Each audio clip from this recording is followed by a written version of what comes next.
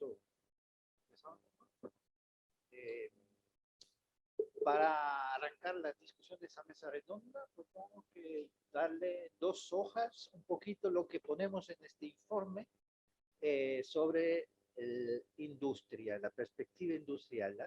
La primera cosa que decimos a la comisión es que seguro que la subasta que estamos todos esperando para este año será muy importante para todo el sector, no solo en España, después de 10 años sin nuevos proyectos, nuevas plantas, pero también para todo el sector de la termosolar. CST está para, en lugar de solo concentrate solar power, we put concentrate solar technology, para, quizás hablaremos de eso.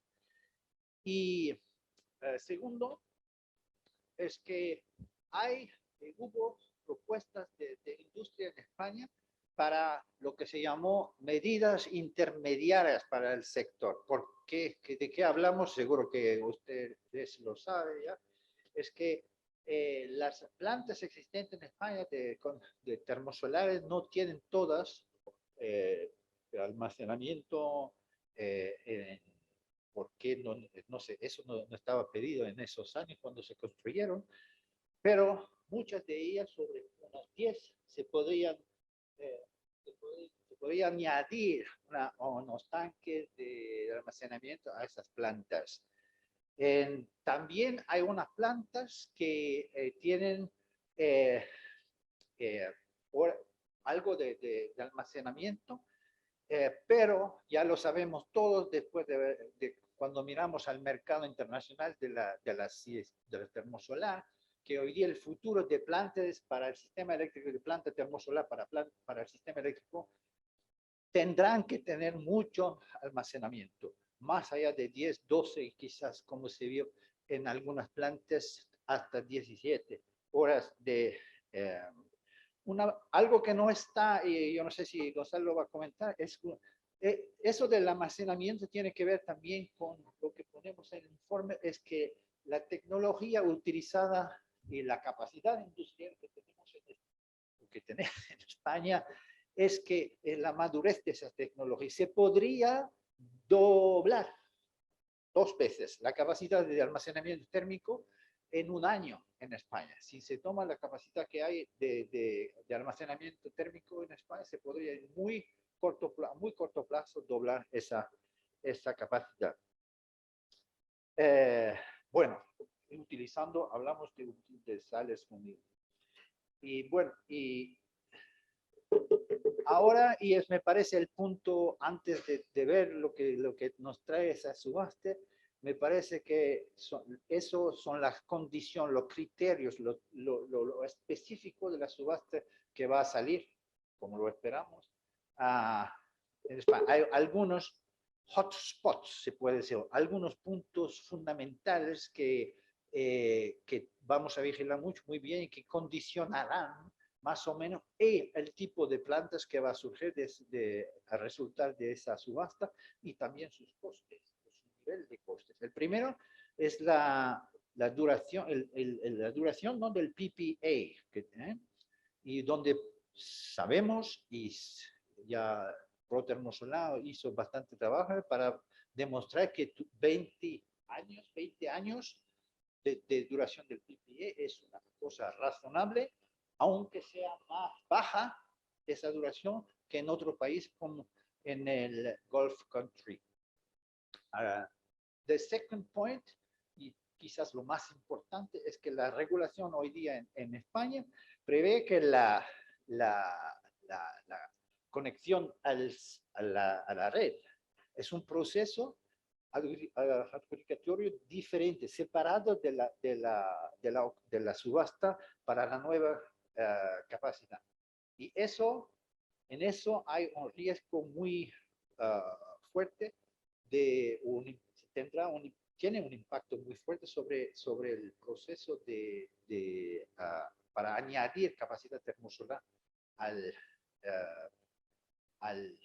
sistema, porque se puede ganar una subasta en términos de precios de generación, pero si no tienes al mismo tiempo, si no incluye la subasta, la adjudicación y el punto de conexión a la red, Eso es un riesgo muy fuerte para los inversores. También un punto muy fuerte es lo que se llama Annual Equivalent Operating Hours, es que si saliera de la subasta un número más fuerte que lo que se ha pensado hasta el momento, eso tendría también un efecto positivo para valorar más el sistema de almacenamiento, lo que al final, al tener o no tener bastante almacenamiento, mejora la calidad del sistema del energy mix, como se dice en España. Un punto también que a mí me trajo mucho trabajo es por qué el operador del sistema español no puede confirmar en su comunicación, en su posición oficial, que la termosolar atrae al sistema, trae eso de la flexibilidad, da al sistema más flexibilidad. Y eso tiene una razón también típica, es que Red Eléctrica no controla cómo se utiliza el almacenamiento. Los operadores y propietarios de las plantas, ellos tienen, con base a su contrato, que producía un nombre de horas, y no hay motivo para el operador de una planta de retener lo que tiene en el almacenamiento para darle, sin perder dinero, al sistema. Eso también es un aspecto también interesante que nos da mucho problema también en Bruselas. Porque, para no perder tiempo, la market exposure, la exposición a precios de mercado también que va a salir, algún número, será el % en porcentajes o no, eso, si sube la participación, la exposición a los precios del mercado de los proyectos que van a salir de eso también no va a dar mucho apoyo al ¿cómo se dice eso? Night Base Load Operation, ¿ya? Also a la producción energética por la noche. Y finalmente, un punto también esencial que todos vamos a mirar especialmente en España, con mucho cuidado, es cómo se va a describir la posibilidad de hibridizar dos tecnologías al mismo tiempo, con la termosolar, ¿no? Por ejemplo, ¿se podrá o no se podrá presentar un proyecto mezclando la termosolar con biomasa, por ejemplo? Y bajo cuáles condiciones. Eso serían lo que vamos a decir a la comisión en nuestro informe, y que tenemos ahora mismo que comentar, y estoy también aquí muy curioso de ver cómo los actores de la sociedad, cómo ven esas cosas. Gracias. Muchas gracias, Marcel. Pues bueno, primero muy buenos días a todos. Muchas gracias, Marcel y CIMAD por acogernos hoy. Y justo este es el momento. El momento ahora es de hablar de industria, y para ello me acompañan en la mesa 4 representantes de empresas que recogen toda la cadena de valor de la industria. De izquierda a derecha tenemos a Pablo Picazo, es el director de operaciones de Cúbico en Iberia. Cúbico es una empresa que tiene más de medio giga en plantas en explotación en España y Portugal, y tienen 5 centrales termosolares, ahora mismo en Andalucía y Extremadura. Y como no era suficiente, ahora van a empezar a hacer actividad de OEM en algunas de las plantas termosolares. José Ignacio Ortega es responsable de desarrollo de negocio de la división renovable de SENER, y antes de eso, en el campo termosolar, estuvo muchísimos años con Torresol Energy como responsable de negocio y regulación y mercados. Es decir, se sabe toda la regulación muy bien. Y ahora está liderando la promoción de desarrollos termosolares, y SENER, no hace falta presentarlo, es líder, uno de los líderes. Cuando hablamos de este liderazgo tecnológico en España, SENER ha desarrollado más de 2 gigas de potencia en todo el mundo, ha participado en 29 proyectos, y Sener ya ha anunciado que están desarrollando o en fase de promoción de un proyecto termosolar en España. Carlos Colom, él es responsable de Atlántica para España. Atlántica es, junto con Pablo, otro de los grandes propietarios centrales. En el caso de Atlántica tienen 13 plantas termosolares. Y Carlos antes estuvo en Abengoa. Entonces, bueno, en Abengoa Solar, la parte de ingeniería, de desarrollo, de construcción, de negociación de contratos, la conoce perfectamente y ahora está sufriendo toda la parte de propiedad de plantas y enfrentarse a red eléctrica en las consignas que estamos recibiendo diariamente. Y por último, Luis Sebastián, él es responsable de TSK. TSK es otra de las grandes empresas que tenemos en este liderazgo tecnológico. Han estado involucrados desde el año 2004 en una planta termosolar en Estados Unidos. Y bueno, TSK no solo hace termosolar, también hace biomasa y residuos. Y bueno, TSK tiene referencias en España y sería una de estas empresas, como decía antes Ignacio, que cuando haya subastas, pues tenemos que proteger a nuestra industria y que el talento se quede aquí en España y no venga de fuera y nos invada. Antes de empezar con las preguntas, simplemente por resumiros en 2 frases cómo está el sector termosolar hoy. Hemos hablado de regulación, después hablaré de I+D. Creo que es bueno que sepáis un poco el mercado. Ahora mismo, termosolar en el mundo son 6,3 gigavatios, 6.300 megas. Estamos más de 100 veces por debajo del tamaño fotovoltaico. Lo decía Marcel al principio, antes del descanso, cuando estaban los costes parejos y de repente se cruzaron, básicamente fotovoltaica ha llegado a ese nivel de industrializar procesos, que termosolar aún no está. Tecnológicamente estamos muy avanzados, pero esta escasez de productos, esta falta de un pipeline sólido, pues al final los proyectos se cuentan con los dedos de las manos y tienen nombre y apellido. O sea, sabemos que el siguiente proyecto se llama Reston, en Sudáfrica. Eso es lo que ahora mismo es el principal cuello de botella para reducir los costes de forma muy significativa. El año pasado, 2021, solo un proyecto se puso en operación, que fue Cerro Dominador, una torre con sales en Chile, con 17 horas y media. Ahora mismo hay desarrollos en China, como siempre, y en Sudáfrica, y hay mercados que han tenido interés y que ahora mismo están un poco, no sé si en stand-by, un poco viendo qué hacer, como fue Marruecos. Marruecos sacó una licitación antes de la pandemia y llegó la pandemia, básicamente.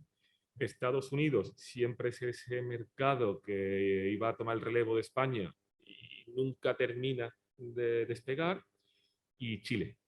Chile tuvo una subasta el año pasado para solares con almacenamiento, solares con franjas horarias. No hubo termosolar adjudicada, pero sí se prevé que vuelva a haber alguna otra planta en breve. Sobre la subasta española, yo creo que después vamos a hablar largo y tendido, entonces no me paro ahora. Si empezamos con la mesa, Ignacio, hoy estamos aquí por el proyecto Horizon ST, que básicamente es un proyecto que busca promover termosolar en Europa. O sea, desde vuestra empresa, ¿cómo valoráis este tipo de proyectos transversales? ¿De alguna manera estos proyectos crean mercado o influyen en el mercado?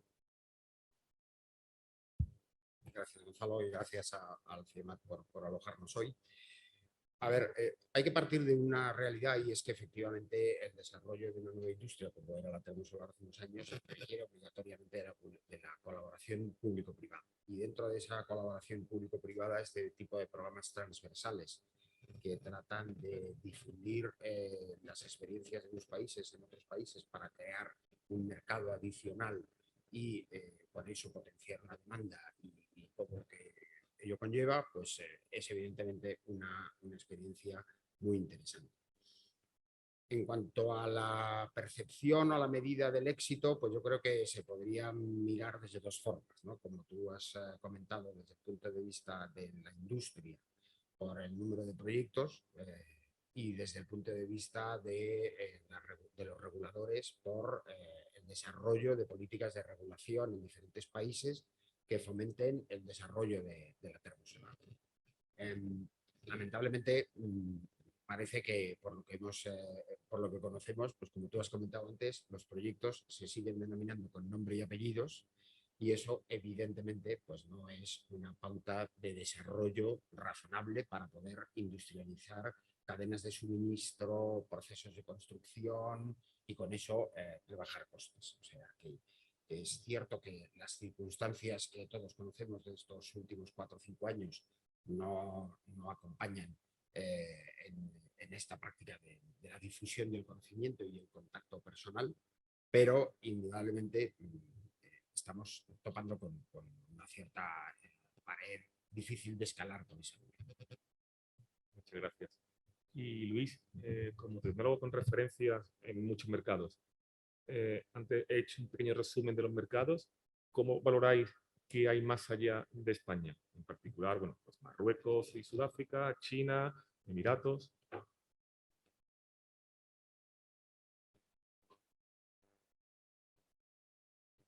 Perdón. Bueno, en primer lugar, agradecer la presencia y que nos habéis invitado a este evento. Una visión un poco de lo que hasta ahora ha habido en los mercados. Yo quisiera hacer una pequeña reflexión de lo que creo que a futuro puede ayudar al desarrollo de la termosolar en cuanto a mercados. Bueno, pues está claro que hay una serie de mercados como Sudáfrica que ha estado y podrá estar en cuanto haya fondos, los proyectos, hay una necesidad de energía, con lo cual es un mercado puntual. Yo creo que es un mercado puntual, va a ser de proyectos con nombre y apellido, como se ha dicho hasta ahora. Luego, Chile en América va a ser un mercado similar, es un sitio, un lugar con densidad de energía y un lugar con un recurso muy interesante. Va a haber también allí proyectos de forma puntual. Realmente para mí Estados Unidos sigue siendo una gran incógnita, fueron los pioneros absolutos en esta tecnología con todo el desarrollo de las primeras plantas en los años 80 y desde entonces entre poco y nada, eso que ha habido, si bien es una gran incógnita. Es una cuestión política el desarrollo de las renovables en Estados Unidos que tendrán que resolver ellos. China quiere hacerse con la tecnología, poco a poco lo va haciendo, con una idea de repetir la experiencia que hicieron con fotovoltaica de ser los líderes. Y para mí hay un área que es clave, creo, para el desarrollo de esta tecnología futuro, que es toda la franja del norte de África hasta la península. Un área con un espacio, menos, un área con recursos contrastado y un área también cercana a Europa. Quiero retrotraerme un poco a unos proyectos que cuando fue toda esta vorágine del 2000, al principio del 2009, 2008, eran dos proyectos que surgieron y que creo que igual es el momento de volver a retomar de alguna manera. Quiero hacer mención al Plan Solar Mediterráneo, que en 2009 planteaba 80.000 millones de euros para desarrollo de proyectos termosolares, y el proyecto de Sertec, que también fue una iniciativa muy interesante en su momento y que fue abandonada por los diferentes players, empresas que participaban, que planteaba 125 gigavatios y una inversión de 400.000 millones de euros. Pero para mí toda esta zona es la clave del desarrollo. Estos proyectos igual habría que redefinirlos. Está claro que la planta termosolar se puede y se tiene que seguir poniendo en el mismo sitio, si bien estos proyectos planteaban por la producción de energía eléctrica y su transporte, lo cual pues es complejo. Pero bueno, nos ha aparecido en este nuevo escenario un nuevo vector que es el hidrógeno. Es decir, lo cual nos podría permitir en estas plantas termosolares producir hidrógeno y ese hidrógeno es más fácilmente transportable y almacenable para poder utilizarlo, por ejemplo. Creo que esa es la gran oportunidad que ya se pensaron al comienzo de este siglo y creo que con la nueva configuración del panorama global energético, la guerra de Ucrania y otras cosas que nos van a ir surgiendo, creo que puede ser el futuro el lugar donde se puede desarrollar y donde la termosolar puede, a nivel global, hacer una explosión de desarrollo de forma masiva. Muchas gracias, Luis. Y ahora pregunto a los dos, Luis y José Ignacio. España. Esta mañana escuchábamos el PENIEC original los famosos 5.000 megavatios, los 5 gigas hasta 2030, estamos ya en 2022. La orden que prevé 600 megavatios hasta 2026 incluido, aunque sea inminente, pero el retraso hasta hoy de la publicación de la primera subasta. ¿Vosotros cómo veis España para la termosolar? Bueno, pues como dices muy bien, has trazado la trayectoria y de un horizonte pues, bastante esperanzador cuando se programaron esos 5 gigas a lo largo de un plazo de 10 años, que parecía que daban una senda de estabilidad y crecimiento que es muy necesaria, por lo que luego comentaré, para la industria. Pues en esas circunstancias el tema se ha ido enfriando. En primer lugar, la propia orden que ya redujo esos 5 gigas a 600 megavatios en más de la mitad del plazo, es decir, aproximadamente el objetivo se quedó limitado a un 12% del inicial, cuando debía llevar transcurrido el 60% del plan, y eso pues nos enfrentaba a un escenario que ninguno de los dos es como el de susto o muerte, ¿no? Ninguno de los dos es satisfactorio, ¿no? Porque una de dos, o teníamos que hacer 4,8 gigas en 4 años, y esto lamentablemente nos volvería a situar en los tiempos de la explosión 2008-2010, lo que algunos bautizamos como la carrera del siglo, porque aquello era una carrera desenfrenada de todos los promotores por llegar a tiempo con las plantas para poder tener acceso a la retribución del decreto 413, o a indudablemente o a no cumplir el objetivo de los 5 gigas, ¿no? Por eso digo que el escenario es de susto o muerte. O sea, ninguno de los dos creo que es un escenario tranquilo. Claro, la cosa se complica cuando resulta que es que estamos hablando ya en mitad del 2022, de que todavía no ha salido la primera subasta y de que con los tiempos de desarrollo, autorización y construcción, pues difícilmente vamos a llegar al 2027 con 200 megavatios instalados, es decir, un 4% del objetivo.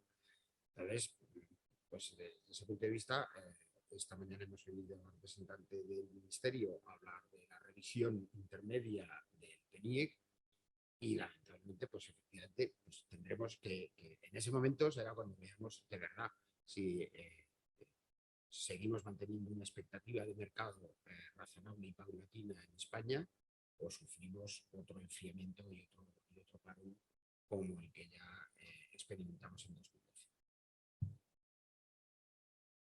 Sí, bueno, lamentablemente tengo que estar de acuerdo contigo. La verdad es que, bueno, el cumplir el PNIEC es muy improbable. Lo dejo de esa manera. Si bien es cierto que ahora Luciano nos ha anunciado una revisión que me resulta, no sé hacia dónde puede ir esa revisión, ¿no? Porque por un lado estamos en una situación en la que por tiempo parece que es, bueno, parece no, es altamente improbable que se pueda conseguir, pero por otro lado estamos en una situación con los últimos acontecimientos que es más necesario este tipo de energías y va a haber más inversión, más dinero disponible porque hay una necesidad clara, ¿no? Con lo cual, es un poco contradictorio la situación con las necesidades, con lo cual la verdad es que el Ministerio tiene un trabajo arduo y difícil para poder hacer una revisión con estas premisas. Luego, en España tenemos otra problemática, que también lo ha apuntado José Ignacio, que es el problema de puntos de conexión y también falta de espacio, ¿no? de parcelas suficientemente grandes disponibles para poder hacer unas plantas de un tamaño adecuado, ¿no? Es el tema del espacio que es irresoluble, en principio, hay que trabajar con ello y lidiar con él, buscar los sitios más adecuados, pero sí en el tema de puntos de conexión sí que se puede hacer mucho, sobre todo en simplificar todo el procedimiento, porque es un tema de procedimiento, es un tema de permiso, es un tema de ver cómo se puede simplificar este tema para poder ayudar a que las promociones, a que el riesgo de promoción pues, se minimice, porque si no, no va a haber promotores que puedan tomar esos riesgos en sus comités de aprobación de este tipo de proyectos. Hablando de riesgos, hemos hablado un poco de mercado. Si habrá empresas chinas o no que copen este liderazgo tecnológico. ¿Qué pasa con con los inversores? Carlos y Pablo, los dos tenéis cartera, los dos sois empresas que tienen accionistas un porcentaje, un accionista importante que no es español. ¿Cómo ven vuestros accionistas España? ¿Es un país atractivo, como dijo igual un informe el año pasado, que estábamos en el top 10, o no? Bueno, en nuestro caso, bueno, gracias y buenos días. En nuestro caso es el 100%. Los accionistas de Público son dos fondos de pensiones canadienses y el perfil de inversor de estos fondos pues son, no diría ultra conservador, pero sí muy conservador.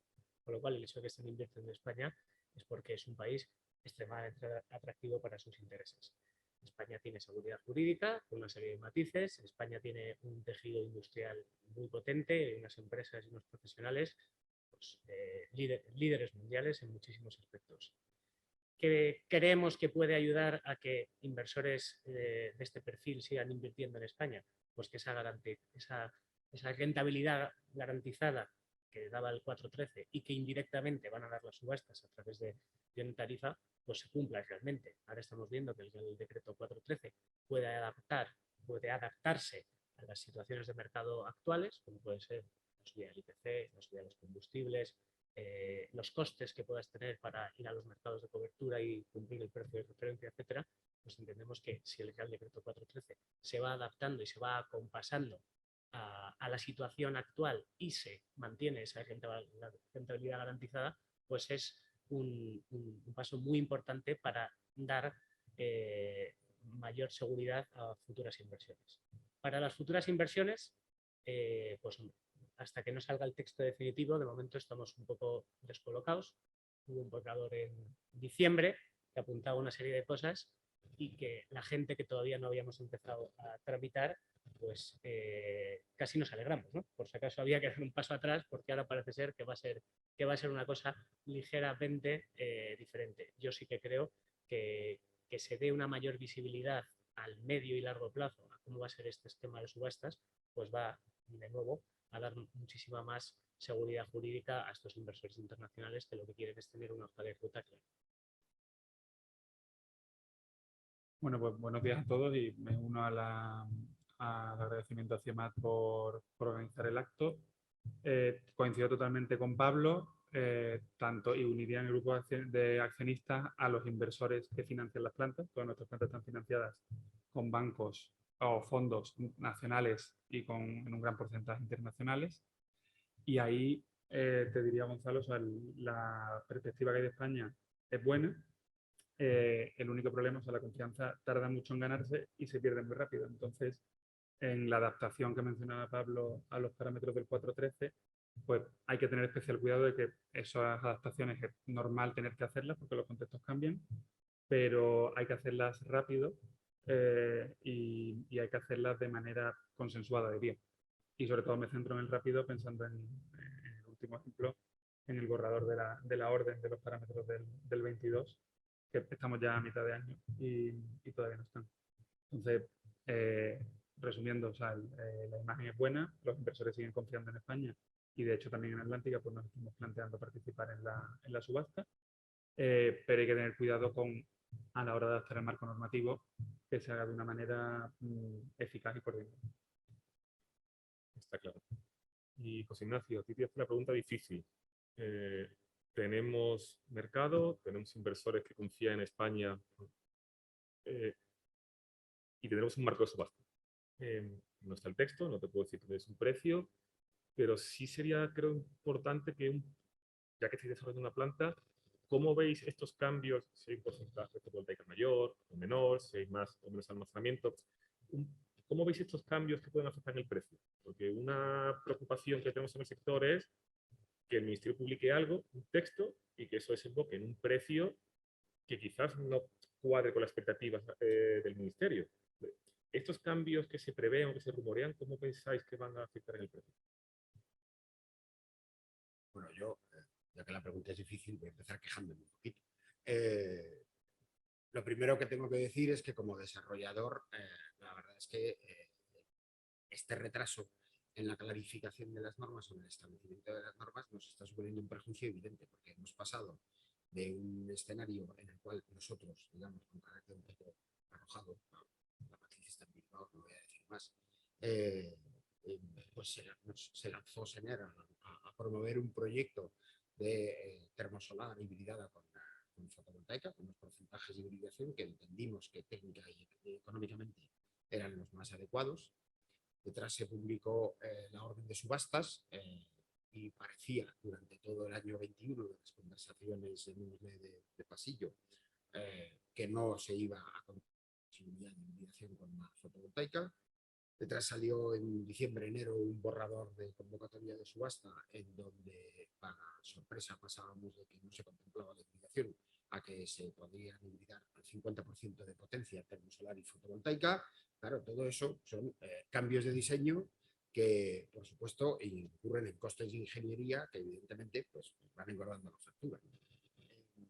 Y luego, además, tienen otra repercusión que y mi responsabilidad de responsable de autorizaciones y permisos, pues tampoco puedo dejar de lado. Y es que, claro, no sabe uno qué tramitar.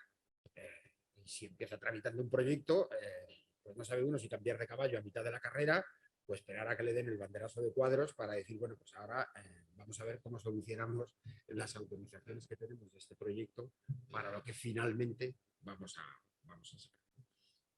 Dicho esto, creo que la hibridación la hibridación entre termosolar y fotovoltaica esencialmente se puede hacer, como todos conocemos, a nivel de planta o a nivel de red, ¿vale? Para hacerla con eficacia a nivel de red sería necesario, como os he comentado, me parece que ha sido Marcel en las conclusiones iniciales, sería necesario que el operador de red tuviera conocimiento de cuál es la situación del sistema de almacenamiento de cada planta en cada momento, cosa que, dicho sea de paso, yo soy veterano, es una viejísima aspiración de red eléctrica. O sea, mi primera visita a red eléctrica cuando empezamos con la planta de Torre en Sener fue, y les explicamos el sistema de almacenamiento, su primera reacción fue, entonces yo voy a poder regular la energía que produce su planta. Y dijimos, no, porque la regulación no lo permite, ¿vale? La regulación a mí me está incentivando que yo ponga la mayor cantidad de energía en cada momento. Si quieren regular el almacenamiento, hay que cambiar la regulación, ¿vale? Pero es que incluso ahora estamos viendo, estoy oyendo a mis compañeros que todavía tienen plantas operativas, una preocupación que el otro día se manifestaba en la asociación por el tema de los curtailments, es decir, las consignas que ya están recibiendo las termosolares de reducción de carga en determinados momentos, en determinados periodos, por exceso de producción fotovoltaica. Claro, algunas de esas consignas pillan, entre comillas, a las plantas con capacidad de almacenamiento disponible y, por tanto, con capacidad de regular y sin pérdida de recursos. Pero hay otras consignas que no. Entonces, forma de solucionar esos dos problemas, pues, como digo, o bien se modifica la regulación para permitir que el operador del sistema conozca el estado de los sistemas de almacenamiento, o bien se facilita que el propietario de los sistemas de almacenamiento, le hace la planta, pueda hibridar con fotovoltaica a nivel de planta. Que sinceramente me parece que es una solución mucho más rápida, mucho más ágil y tan eficiente a nivel de gestión de recursos como vamos. Por tanto, nosotros estamos propugnando, digamos, esa segunda solución en primer lugar.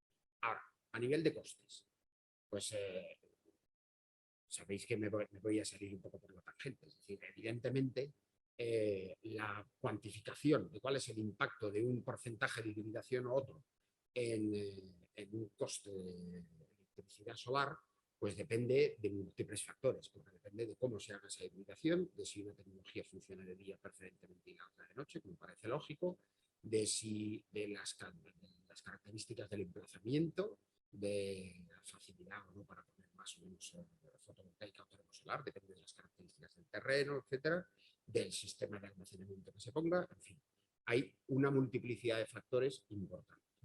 Pero bueno, para no dejaros con la miel en los labios, pues yo me arrojo a dar una estimación y nosotros pensamos que porcentajes de hibridación del entorno del 50%, como los que se habían planteado en el borrador de orden, borrador de convocatoria, pues podrían acabar repercutiendo entre un 20 y un 30% en el precio final de la licitación. Muchas gracias, señor, muy valiente. Y Luis, diséñame una planta hoy termosolar perfecta, sin ninguna limitación de puntos de acceso, sin ninguna limitación regulatoria de tamaño, ¿cuál sería la planta más óptima que se puede construir hoy? En este caso, de forma ideal, pues cuanto más grande la planta, mejor. Eso sin duda. Si bien entendemos que hay una serie de limitaciones de espacio, disponibilidad de agua y punto de conexión, que estaríamos en un tamaño de 200-250 megavatios, creemos que puede ser el óptimo técnico-económico para estas plantas. Esto a nivel global. Si bien a nivel de España, en que tenemos estas dos limitaciones de terreno y puntos de conexión, estas limitaciones son más acentuadas, yo creo que alrededor de 100, 150 máximo, 150 megavatios puede ser el óptimo para España, si bien no es el óptimo técnico, pero teniendo en cuenta, como he apuntado, las limitaciones que hay de puntos de conexión y de terreno.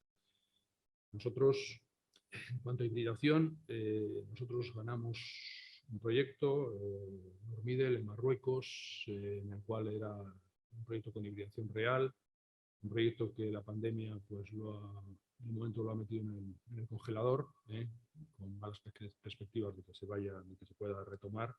Y este era un proyecto que producía 200 megavatios durante 24 horas. En las limitaciones, pero básicamente eran 200 megavatios durante las 24 horas de un proyecto híbrido en planta, no híbrido en red, que híbrido en red para mí es complementario, no es una hibridación real, es complementario.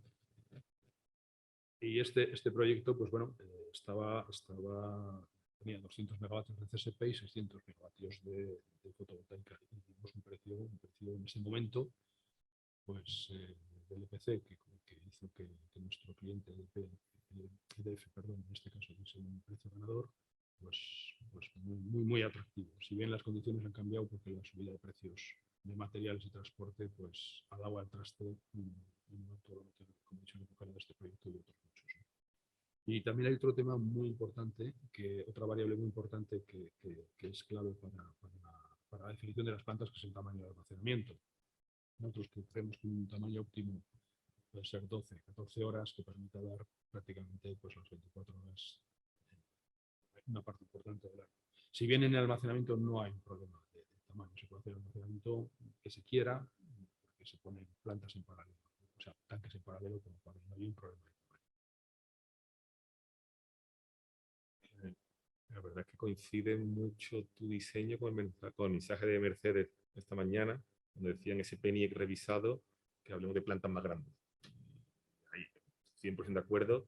En España tenemos 50 megavatios porque era un límite normativo, no era el óptimo. Pablo, te hago dos preguntas en una. Me voy al mercado. Has hablado un poco del COT13, de las subastas. ¿Realmente crees que las subastas en España va a ser un relanzamiento del sector y va a ser un empuje? Y la segunda pregunta, sin subastas o sin un marco regulatorio establecido, en este caso por el Ministerio, ¿hay alguna alternativa real a hacer termosolares en España?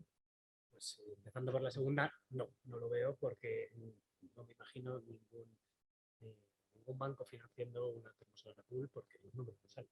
En desgracia, la realidad es esa.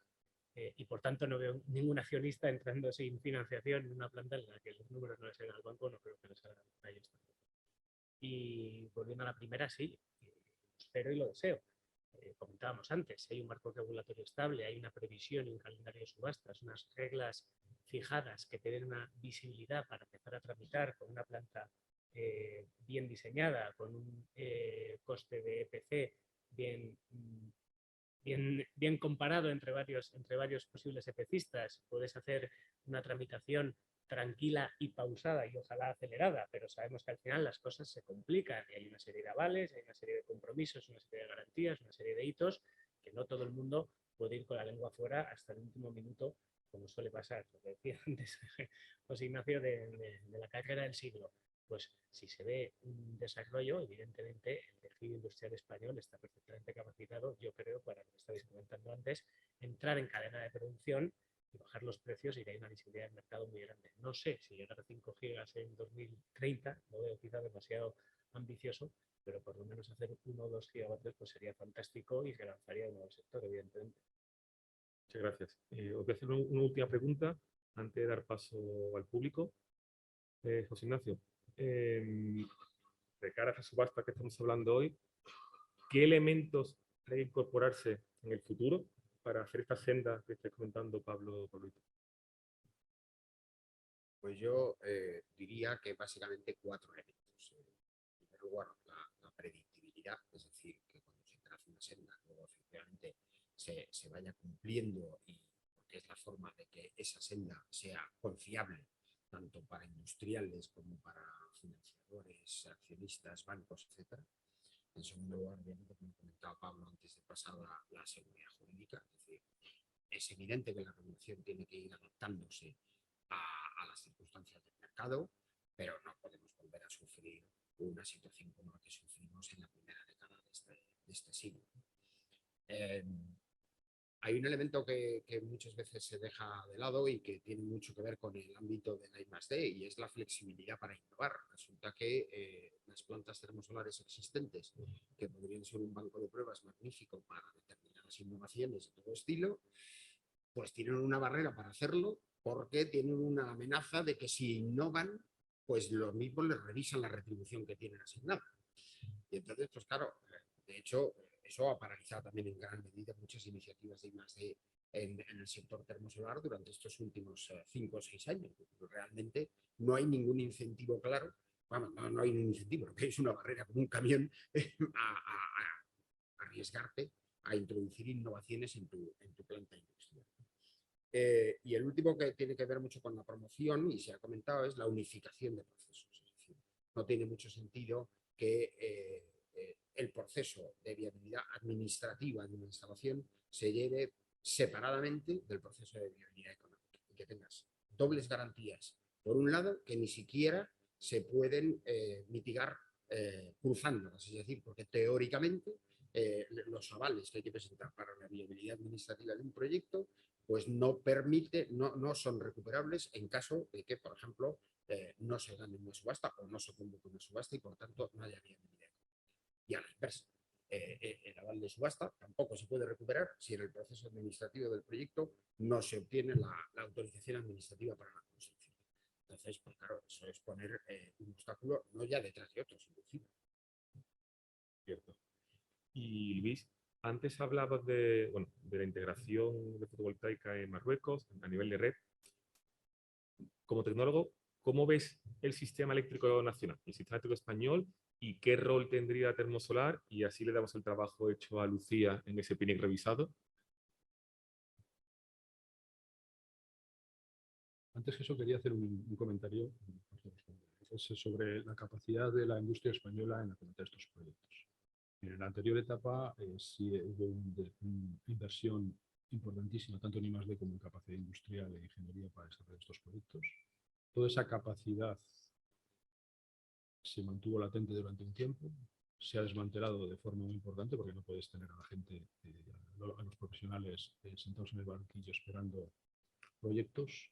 Y estamos en una situación en la que muchas empresas han desaparecido, otras nos mantenemos en el sector utilizando todos estos profesionales y ese conocimiento en otras áreas, con lo cual es fácilmente recuperable en este momento esa capacidad industrial para poder acometer proyectos, si bien esa capacidad está basada en un conocimiento y en unos profesionales. El conocimiento está ahí, los profesionales van cumpliendo años. Con lo cual, esto tiene una fecha límite en que esta capacidad va a desaparecer. Con lo cual, es fundamental retomar cuanto antes nuevos proyectos. Bien, y ahora paso a responder a la cuestión que me has planteado. Bueno, a mi modo de entender, hay una serie de retos fundamentales que en España y en el mundo se quieren acometer. En el caso de España, pues es un reto de la independencia energética, que es fundamental, más aún teniendo en cuenta los últimos acontecimientos, si bien es un tema que ya el gobierno, los ministerios llevan acometiendo, intentando resolver desde hace mucho tiempo con éxito en muchos casos.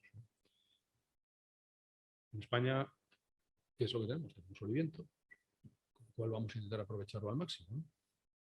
Por desgracia no tenemos petróleo, no tenemos otras fuentes, pero estas sí, con lo cual tenemos que intentar desarrollarlas al máximo, tanto a nivel de tecnología como a nivel de implementación industrial. El reto que es la electrificación. Cada vez el aumento de la demanda es mayor y va también ligado a la descarbonización, ¿no? Y la descarbonización tiene que realizarse mediante la implantación de cada vez más sistemas renovables. Con lo cual, desde mi punto de vista, estas fortalezas hay que aprovecharlas. Se va a necesitar toda la energía que podamos producir con todos los sistemas, con todas las tecnologías disponibles, y hay que aprovechar la fortaleza de cada una de las tecnologías. La eólica, en estos momentos el precio es imbatible, es un precio de mercado, si bien tiene una debilidad, que es la gestionabilidad, que hay otras tecnologías como la CSP, que si bien son más caras, pues puede solucionar. Y creo que eso hay que aprovechar. Y es muy importante también el desarrollar el almacenamiento. El Ministerio está en ello. Yo también participo en otra asociación, que es SEADEN, que es la Asociación de Almacenamiento, en la cual discutimos que todavía no hay un marco regulatorio que permita el desarrollo del almacenamiento. Y esto creo que es clave, ¿no? Porque se va a convertir en una de las claves de desarrollo. Con lo cual, para mí los retos son el almacenamiento y también hay un tema muy importante que es la estabilidad de red, con la inclusión cada vez más de fotovoltaica eólica, este tema creo que va a haber en un futuro próximo problemas en España, ¿no? Que es más o menos una isla energética. Problemas que ya se están dando en otras islas energéticas, como es el Reino Unido. Bien, y ahora yo quisiera acostarme un poco y mirar un poco al futuro en plan visionario. Como última reflexión, como Gonzalo me ha pedido, cómo veo el sistema eléctrico en el futuro, ¿no? Y esto no es que me lo haya pensado yo, sino que esto ya lo escuché yo hace más de 25 años. Hay que retrotraerse un poco a lo que ha ocurrido en el pasado, ¿no? Si bien en el pasado, en nuestra historia, cada vez que ha habido una revolución en los sistemas de información, a continuación ha habido una revolución en el ámbito de la energía. Y de retrotraerme al siglo XV, a 1453, con la invención por Gutenberg de la imprenta, lo cual supuso una revolución en el ámbito de la comunicación y de la información, y vino a posteriori, en 1760, a partir de 1760, la primera revolución industrial con el carbón. A continuación, la siguiente hito clave en nuestra historia fue la invención del teléfono, que revolucionó de nuevo todo el ámbito de las comunicaciones. En 1876 Graham Bell lo inventó y tuvimos a continuación, de forma ya muy inmediata, la segunda revolución industrial a principios del siglo XX, con la revolución del petróleo, la aplicación del petróleo, el desarrollo de industrias químicas, de energía, una revolución muy importante. Hace unos años hemos tenido una revolución que tenemos ya en pleno desarrollo, que es Internet. Y lo que este visionario que yo escuché ya hace 25 años decía es que nos viene a continuación una revolución en el ámbito de la energía y sobre todo de las renovables. Como veis, como conocéis todo, Internet es una red en la cual hay miles de elementos que depositan información y cogen información. Y la visión es que en un futuro toda la red eléctrica tiene que ser una red similar, donde haya miles de pequeños elementos y grandes elementos que depositen energía y recogen energía. Y tiene que estar basado en renovables y en almacenamiento eléctrico, ya sea a pequeña escala, vehículo eléctrico, que cada vehículo eléctrico es un elemento de almacenamiento, y el 80% del tiempo los vehículos están parados, y pequeños sistemas que produzcan energía, que es, en España es un poco más complicado, pero en otros países es más sencillo, que sean básicamente los hogares. Los hogares con pequeños sistemas de generación que generen energía y lo depositen en esta red. Pablo, esta red, creo que tú que vienes del mundo de las redes, pues creo que es difícil, es un auténtico reto gestionar esta red. Pero esta tiene que ser la visión de futuro y tiene que ver, evidentemente, también grandes elementos que depositen energía, que tienen que ser basados en renovables y que almacenen energía. Y este es el reto para mí, la visión de futuro de cómo tiene que ser el sistema eléctrico. ¿Me permitís que en esta última cuestión hecha un poco de ciencia ficción, pero creo que es una visión que hace 25 años a mí me impresionó y la verdad es que cada vez que tengo ocasión, pues la comparto. Muchas gracias, Luis. Carlos, voy terminando. Luis ha hablado de almacenamiento. José Ignacio decía que las plantas actuales no permiten la innovación. Vuestra cartera termosolar, que es inmensa, no tiene almacenamiento. ¿Crees que estamos a tiempo todavía de convencer al Ministerio, a IDAE, que se puedan usar parte de esos fondos europeos de Next Generation para, de alguna manera, tener almacenamiento de las plantas termosolares? ¿O ya está? Yo creo que todavía estamos a tiempo y recogiendo el comentario de Marcel, que lo hacía, era uno de los puntos, es una palanca que tenemos, si estoy de acuerdo con Pablo y con José Ignacio, que va a ser difícil llegar a los 5 gigas del PNI, solo que repliquemos la carrera del siglo. En el caso de implantar almacenamiento en las plantas existentes, es un proceso relativamente rápido. Las plantas están preparadas para ello. Hablo, por ejemplo, de las de Atlántica, se diseñaron ya en su día, tenemos el terreno y estarían listas. Y estarías, por un lado, avanzando en la implantación de los objetivos del PNI, que está dando más capacidad termosolar, optimizando infraestructuras que ya están siendo retribuidas a través de su marco normativo y los puntos de conexión, porque es un punto de conexión que tienes ocupado durante el día, pero lo tienes ocioso durante la noche. Y también te serviría para corto plazo reactivar esa cadena de producción, que si bien tendrá el resultado de la subasta, pero sería un trabajo adicional que le ayudaría a desarrollarse. Muchas gracias. Me has enviado deberes a David Trebolla en Protermosolar para que convenza al Ministerio. Pablo, la última pregunta, antes de saltar al público. Ponte el rol de legislador. O sea, puedes elegir la medida que tú quieras para favorecer termosolar. ¿Cuál sería? Hay muchos pequeños matices, como que cada uno puede hacer la planta óptima, hibridarla de la manera que considere y con el tamaño que considere, pero bueno, quizás eso es una carta a los Reyes Magos, pero sí que como mínimo, como ha hecho José Ignacio y se decía en la introducción, unificación de procesos administrativos. No puede ser que ese desacompasamiento que existe entre la solicitud de acceso y conexión y la celebración de la subasta genere una duplicidad de avales que se pueden perder en paralelo y que además tienen unos deadlines intermedios que pueden no coincidir, con lo cual te estás poniendo un pie en la garganta sin ningún tipo de necesidad cuando se podrían unificar esos procesos.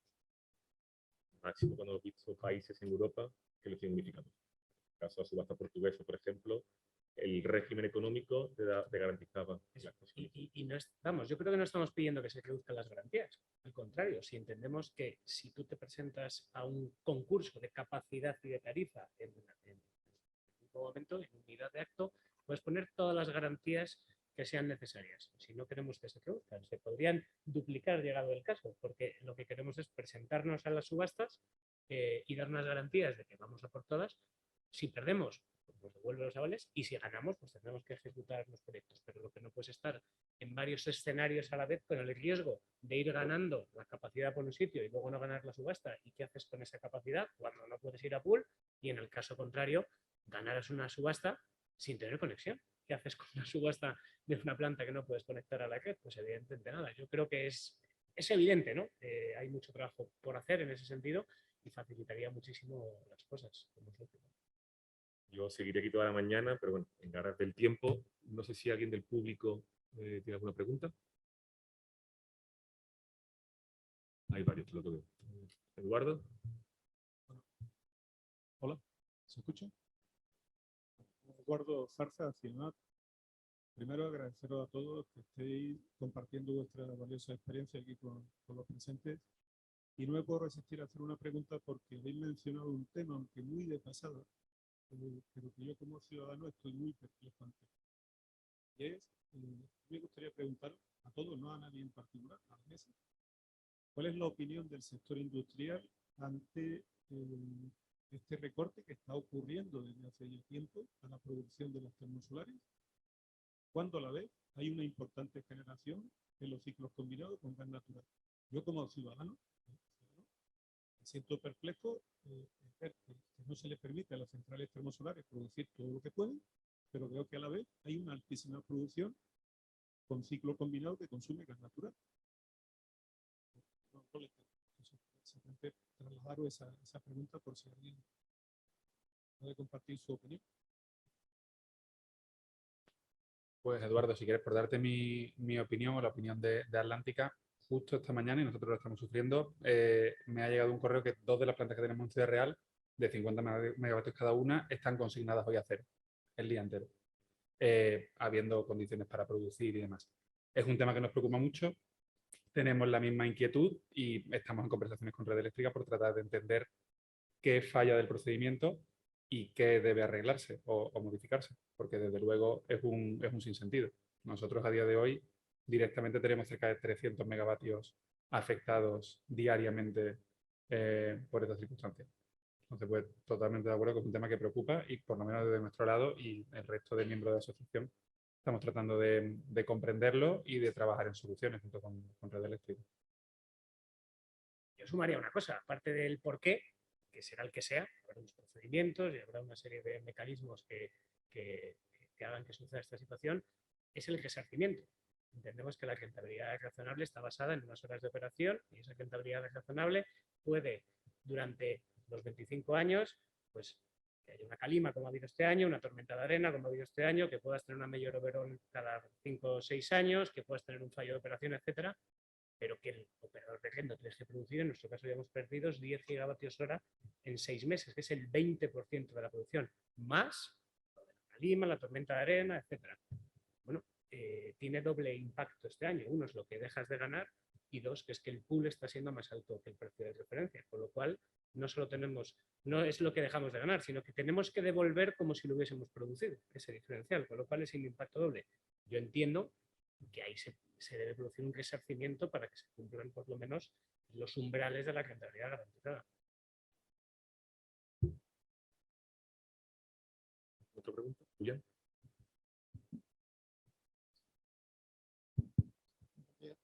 Julián Blanco.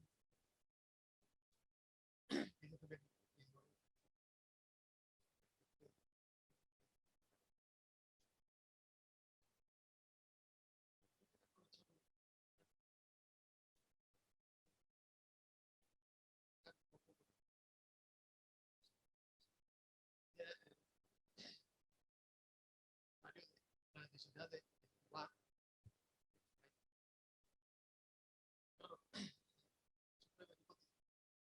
Siempre venimos diciendo que una de las condiciones necesarias para la reducción de costes es, digamos, el crecimiento del mercado y que haya un número, digamos, cada vez mayor de plantas, digamos, funcionando en todo el mundo. Pero necesariamente también eso debería ir acompañado de innovación. Es decir, el hecho de seguir haciendo las plantas iguales, pues no va a ayudar tanto como si hay innovación. Entonces, quería preguntar por una parte, digamos, ¿cómo veis, digamos, este balance?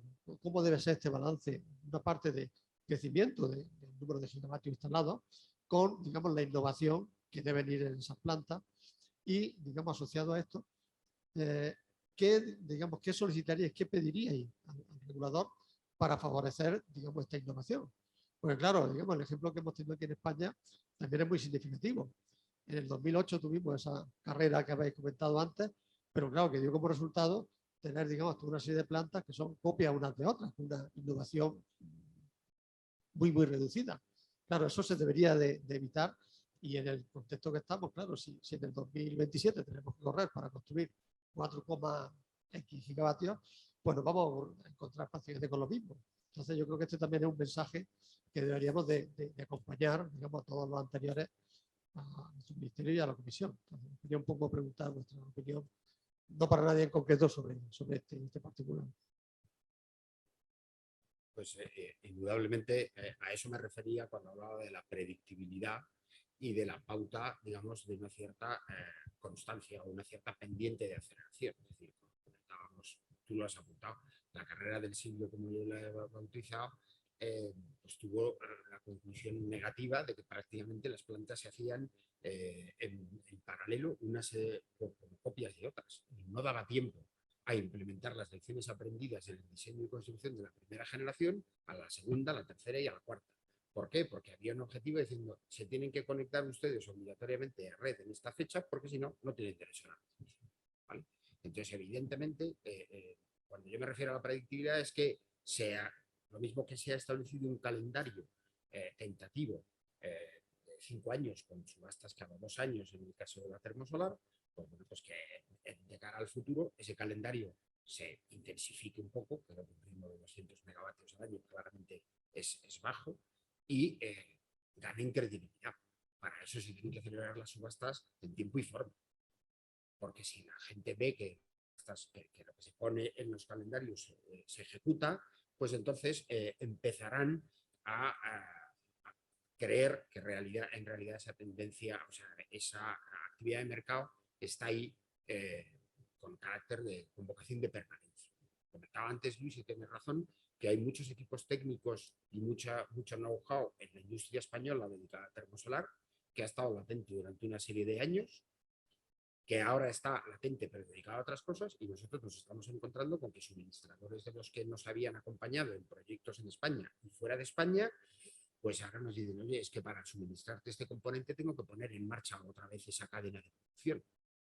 Y como yo no tengo perspectivas o no tengo suficiente credibilidad de que lo que tú me vas a demandar este año me lo vaya a demandar el mercado el año siguiente y el otro, pues entonces te tengo que poner todos los costes de puesta en marcha de esa cadena, te los tengo que implementar en el primer suministro que te haga. Entonces dices, no es una buena forma de acudir a una subasta competitiva, obviamente. Nos va a afectar a todos, va a repercutir en que los precios no van a ser los óptimos. Entonces, absolutamente de acuerdo contigo en que es esencial ir aprendiendo de las lecciones aprendidas paulatinamente y no a toro pasado, que es como por desgracia, casi todos conoceréis un documento muy ilustrativo que publicó el NREL en Estados Unidos, el Laboratorio de Renovables de Estados Unidos, que hablaba de las lecciones aprendidas en el desarrollo de la termosolar entre 2005 y 2012, 2015. Bueno, pues bien, eso está bien ahí como libro gordo de petete, con perdón, para los diseñadores de nuevas plantas, pero esos diseñadores de nuevas plantas se van a encontrar con nuevos retos a lo largo de su trabajo y van a tener que ir resolviéndolos para mejorar la economía y la competitividad de la tecnología. Si no damos una pauta de una cierta constancia y perseverancia durante un número de años para dar oportunidad para que lo que se aprenda en la primera se aplique en la segunda y lo de la segunda se aplique en la tercera, pues entonces estaremos repitiendo los errores del año 2008. Julián, esta mañana se ha hablado del sandbox. Hubo una manifestación de interés que pidió el Ministerio hace meses y desde Protermosolar respondimos de forma masiva a esa manifestación de interés y tenemos varios sandbox que presentar y uno de ellos es precisamente desacoplar el almacenamiento térmico de la producción diaria. Como está la regulación ahora es, tal y como se pone el sol, debo verter la energía almacenada. ¿Por qué? Porque la regulación me insta a ello. Queremos hacer un sandbox por el cual ese almacenamiento, de alguna manera, como decía antes José Ignacio, se quede a disposición de red eléctrica para que ellos vean realmente el valor de ese almacenamiento.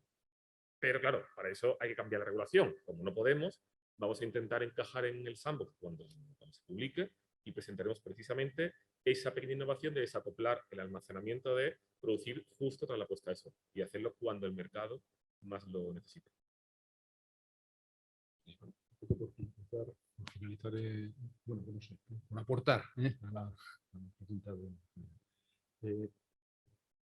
a ver, se han hecho muchos esfuerzos de I+D, muchos proyectos de I+D, muchas mejoras.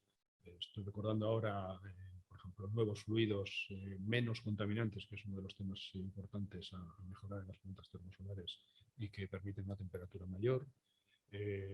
También el tema de poner en el campo solar sales, también son desarrollos que se han hecho, desarrollos técnicos que se han hecho y se han probado en plantas prototipo. No sé, muchos más que ahora no me vienen a la cabeza, ¿no? Pero no ha habido ocasión de ponerlo en plantas comerciales. Hay una serie de desarrollos que se han probado a nivel académico, como ejercicio académico está muy bien y como ejercicio de prototipaje, pero que necesitan el poder implementarse en plantas comerciales para poder ser verificados comercialmente. Esto está muy bien, pero luego tenemos otra cuestión que es muy importante, que es la dificultad de poner estas implantaciones nuevas, de estos desarrollos nuevos en plantas comerciales por la dificultad de la financiación. Es decir, la financiación va a requerir una serie de garantías para poder instalar estas mejoras, ¿no? Con lo cual, las mejoras tienen que ir dosificadas en los proyectos comerciales para que la financiación pueda conseguirse de forma adecuada. Gracias, Luis. Manuel Romero, no sé si te vas a animar al final con la pregunta. Bueno, me han dicho que sí que me anime. No, era un poco en la misma línea, me habéis de alguna manera respondido parcialmente. Yo estaba preocupado porque tú lo has mencionado y sé que eres muy consciente de ello y lo has dicho en muchas reuniones, el tema del precio máximo en la subasta. Todo esto, lo que ha dicho Ana José Ignacio, lo que habéis mencionado. Nosotros a escala de nuestras instalaciones experimentales, proyectos que estamos haciendo con empresas, ya no estoy hablando de componentes como tubos, sino materiales tan básicos como rasilla para fundaciones, para cimentaciones, material metálico, aluminio, se está multiplicando por 3. Entonces me pregunto, ¿cómo vais a manejar esto en esta subasta y si en el Ministerio van a ser conscientes de la situación? Y ya no digo con los tipos de interés que puedan venir. Entonces, no podemos estar en peor momento a la hora de plantear un tema de precios. Entonces, ¿cómo se puede manejar esto de alguna manera? Vale, te respondo muy rápido. Hasta hoy, como no hay diseño, como no hay texto de subasta que me permita diseñar algo, no puedo hablar de costes, porque no sé si tendré fotovoltaica al 50%, al 10%, al 90% o 0%. El precio máximo de reserva, según la normativa de subastas, es un valor confidencial que el Ministerio en algún momento se reunirán ellos o lo decidirán. Lo que pensamos desde Protermosolar es, una vez que esté el diseño y sepamos qué planta se puede concurrir, haremos estudios con diferentes tecnólogos, potenciales empresas que quieran participar y sondear los precios y ver un poco el detalle de dónde están esos costes. Es que el acero ha subido, las sales para hacer estudios se han triplicado, el HTF se ha duplicado.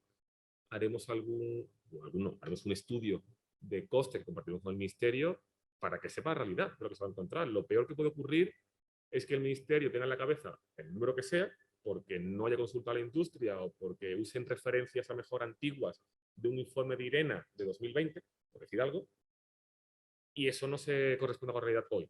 Y que sea una subasta tan ansiada, tan deseosa, y se quede desierta. Y sea porque todos los pujas que estén por encima de ese precio. Entonces, en cuanto esté el texto definitivo, el siguiente paso, más deberes para David Trebolle, será sondar a la industria y un poco hacer participar al Ministerio de en qué rango de precios se está moviendo la industria. Yo simplemente, para apuntar, de forma media, los proyectos en el último año, no los termosolares en general, la subida del coste de un proyecto, de la media es por el 30%. Es decir, lo que cuesta hoy hacer un proyecto y de lo que costaba hace un año. De forma de media. No estoy hablando de termosolar ni de proyectos de energía, de proyectos en general. Esa es la experiencia que tenemos. Y desde el punto de vista de los constructores, es cada vez más difícil poder dar un precio firme por la incertidumbre de variación de los precios. ¿Para otra pregunta?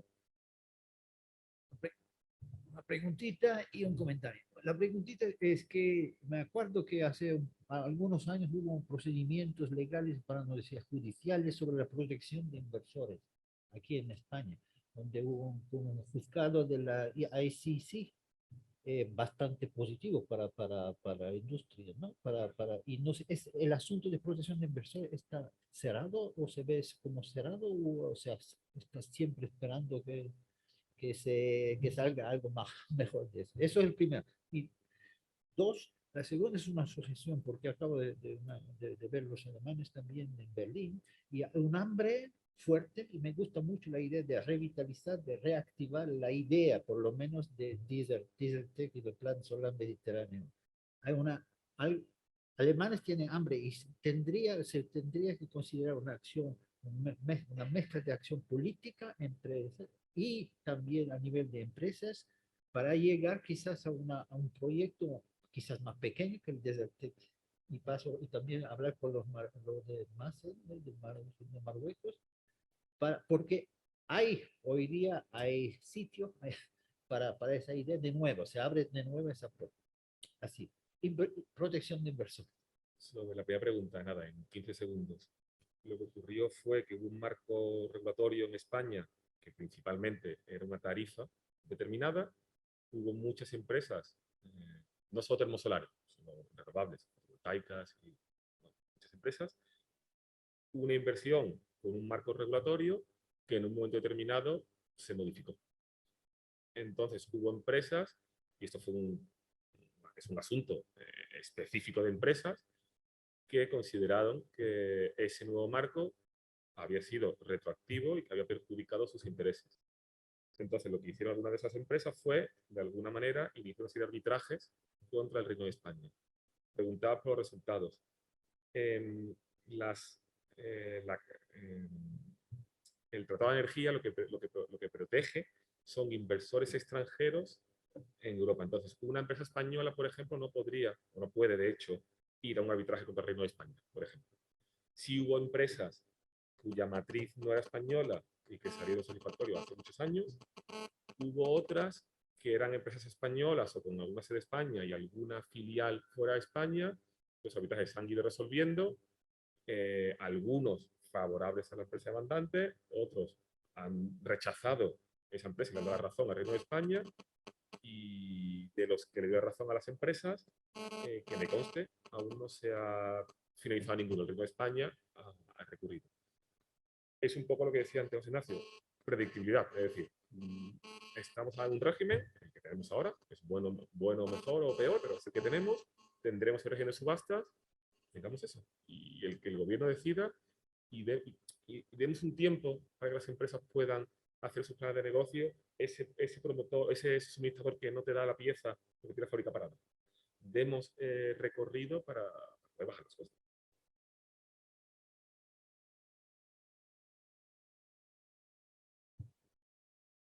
Si no hay más preguntas, nos dejamos aquí, que tardamos un poco de retraso además. Muchas gracias a los panelistas.